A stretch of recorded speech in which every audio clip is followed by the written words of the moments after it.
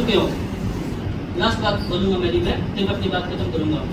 जब आप 2 या 3 बार सिलेबस पढ़ चुके हो आरएएस या आईएएस का, उसके बाद ही पहला अटेम्प्ट दो। बात समझ आई?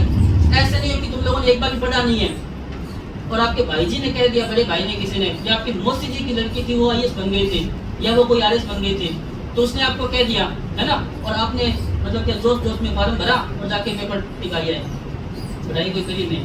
ऐसे नहीं, 2 या 3 बार पढ़ चुके हो ना पूरा सिलेबस, तब पहला अटेम्प्ट दो।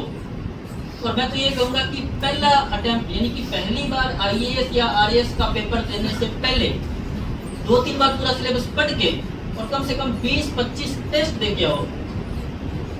ऑनलाइन टेस्ट नहीं, ऑफलाइन टेस्ट।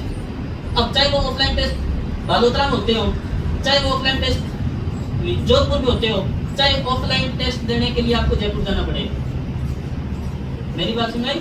क्योंकि आईएएस आरएएस का पेपर अगर आप ऑफलाइन बैठकर नहीं प्रैक्टिस करेंगे तो आपको समझ में नहीं आएगा। और उसमें भी पुराने पेपर होते हैं, जो पुराने 5-10 साल के पेपर हैं, वो भी महत्वपूर्ण है। पुराने 5-10 साल के पेपर पढ़ो, मॉक टेस्ट दो, मतलब जो टेस्ट होते हैं आपके वो दो, 2-3 बार सिलेबस को रिवाइज करो, तब जाके आपको ऐसे लगेगा, फिर अंदर से फील आएगा कि हाँ मुझे कुछ समझ में आ रहा है। अब अगर ये पेपर आएगा तो मैं 20-30-40% इसको कर सकता हूँ। ठीक है, बाकी बहुत सारी बातें हम करेंगे दोबारा, अगली बार आएंगे तो, समय का थोड़ा अभाव है। और कोई बात है क्या? अभी परीक्षा करवा दो थोड़ा 2 मिनट का, बच्चे इतने भी जानते नहीं दोनों का। दोनों करवाऊँ? मेरे साथ है एक तो उग्राराम जी, आप जानते हो उग्राराम जी, एक बार तालियां बजा दो उग्राराम जी। हेमंत जी के छोटे भाई तो हैं, मेरे छोटे भाई हैं। और उग्रा जी उस समय जब मैं यहाँ आया था, जयपुर पढ़ाई कर रहे थे, जयपुर बीए कर रहे थे, ग्रेजुएशन कर रहे थे जयपुर में, और बहुत मेधावी व्यक्ति हैं।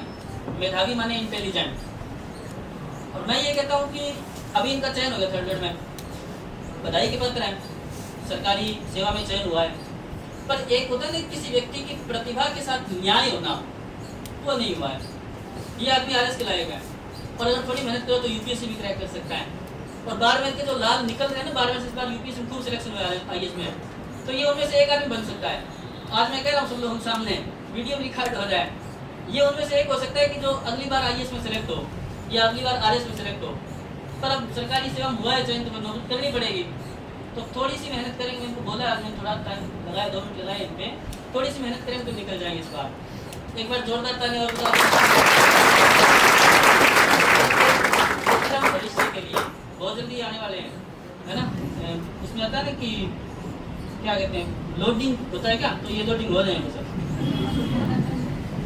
आगे हेमंत जी तो जानते ही हो आप, डायरेक्टर आधार क्लासेस, किसी परिचय की मोहताज है नहीं, बालोतरा पढ़ाई की अलग जगाने वाले, पश्चिमी राजस्थान की मरुभूमि से निकला एक व्यक्ति जिसने लोगों को बताया कि बीएसटीसी क्या होता है और प्री बीएसटीसी क्या होता है।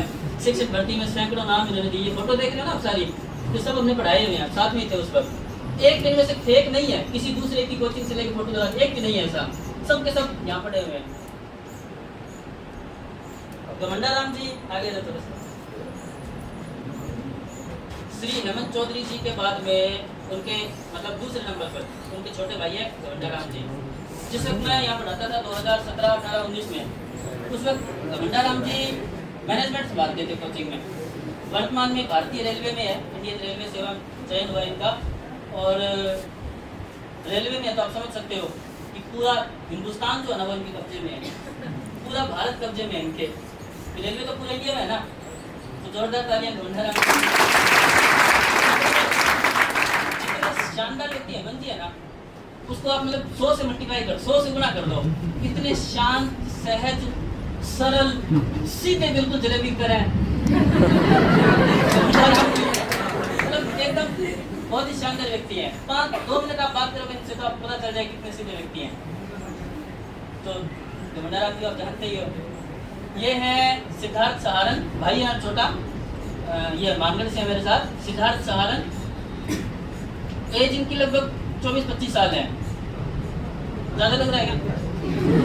ज्यादा लग रहा है, 24-25 ही है। और शायद 2019 की बात है, 18 या 19 की, 18 साल होते ही एलडीसी में सिलेक्शन हो गया था। एलडीसी मतलब बाबू होता है जो क्लर्क में हो गया था।